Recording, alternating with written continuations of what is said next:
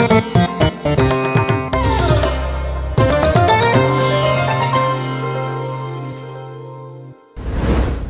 প্রিয়জনেরা, প্রভু যীশু খ্রিস্টের নামে সকলকে আমি জানাই অভিনন্দন।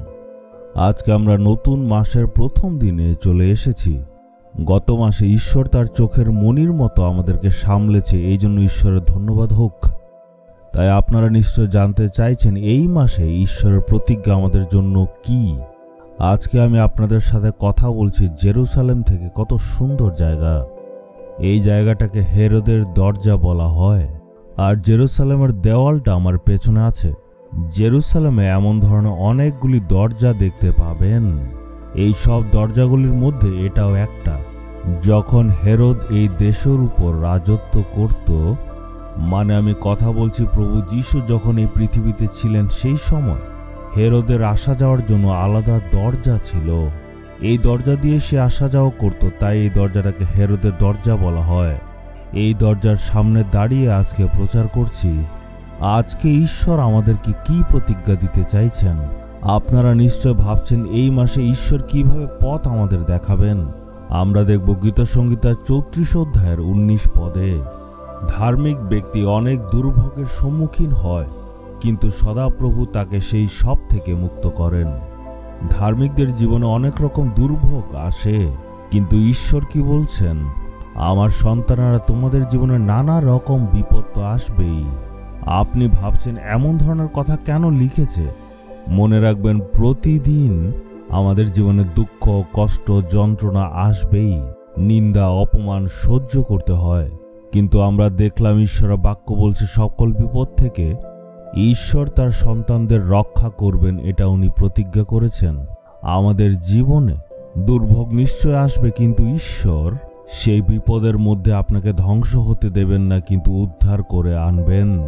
এই গীতটা যে লিখেছে তার নাম হচ্ছে দায়দ। আর তার জীবনে যদি দেখি, একদিকে যদি দেখি তার শ্বশুর সোল তাকে মারার জন্য নানাভাবে চেষ্টা করছে, আরেকদিকে যেহেতু সে গলিয়াতকে মেরেছে, তাই সব ফিলিস্তীয়রা তাকে মারার জন্য উৎপত্তে বসে আছে। আবার অন্যদিকে তার নিজের ছেলে তাকে আক্রমণ করার জন্য নানাভাবে চেষ্টা করছে। ধার্মিক ব্যক্তি অনেক দুর্ভোগের সম্মুখীন হয়। কোনো ধরনের বিপদের মধ্যে দায়দকে ঈশ্বর কখনো একা ছাড়েনি। তাই দায়দ বলছে ঈশ্বর রক্ষা করবেন। ঈশ্বর প্রতিজ্ঞা করছেন, আমার ছেলে, আমার মেয়ে, তোমার জীবনে হয়তো নানা রকম দুর্যোগ, বিপদ, দুঃখ, যন্ত্রণা আসবে, কিন্তু আমি রক্ষা করব। আপনারা দেখুন ইয়োবের কি হয়েছিল। যদিও সে মন থেকে পবিত্র ছিল আর ঈশ্বরকে ভয় করত, তারপরেও তার জীবনে কত বড় বড় দুর্যোগ, নিন্দা, অপমান হয়েছিল, কিন্তু ঈশ্বর তাকে একা ছাড়েনি।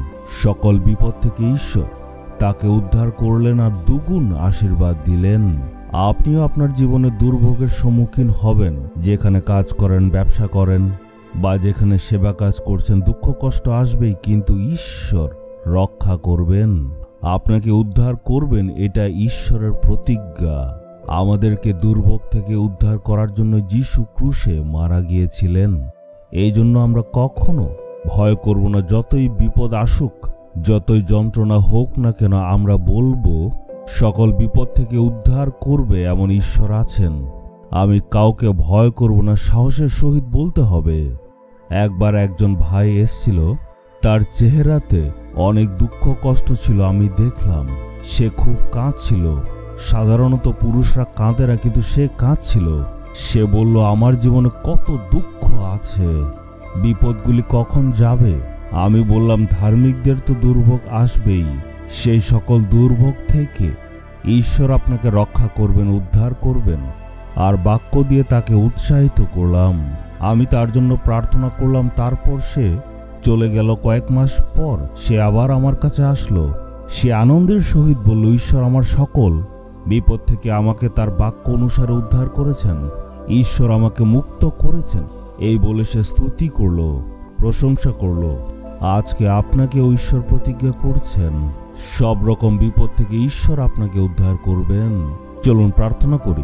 হে পিতা, বাক্যর মধ্যে বলা আছে যে যারা ধার্মিক তাদের জীবনে নানা রকম দুর্ভোগ তো আসবেই, কিন্তু সেখান থেকে আপনি তাদের উদ্ধার করবেন। তাই এই সন্তানের জন্য প্রার্থনা করি, হে প্রভু, যারা এই ভিডিও দেখছে তাদের জীবনের দুঃখকে ও সব রকম দুর্ভোগকে দূর করে উদ্ধার করে তাদেরকে আপনি শান্তি দিন।